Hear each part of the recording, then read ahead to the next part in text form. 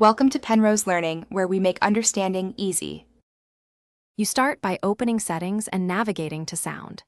Tap Sound and Vibration so you see volume sliders. This is where the system stores default behaviors. Once there, look for an entry named Volume Behavior, use volume keys, or change with buttons. Select that entry to reveal the option to control media by default. Make sure your device is updated. Older builds may label the option differently. This step sets you up to change what the hardware keys adjust immediately when pressed. You now change the actual behavior. Tap the toggle or menu that says Control Media by default and switch it on. If presented with multiple choices, pick Media so volume keys adjust playback volume rather than ringtone.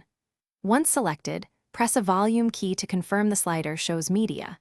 If your phone offers per-app controls, make sure no override is active for the app you use most. After confirming, exit Settings and test with music or a video to ensure the keys now control media volume.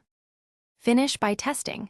Open a music app and press the volume keys to verify they now adjust media. If you still see ringtone volume, restart the device. Some systems need a reboot to apply changes. If problems persist, return to Sound Settings and reset sound preferences or clear the Settings app cache. Also check third-party volume managers, uninstall or disable them to avoid conflicts. One troubleshooting tip: boot into safe mode to determine whether an app is overriding the default behavior. Thanks for watching. If this was helpful, leave a like and consider subscribing. See you next time.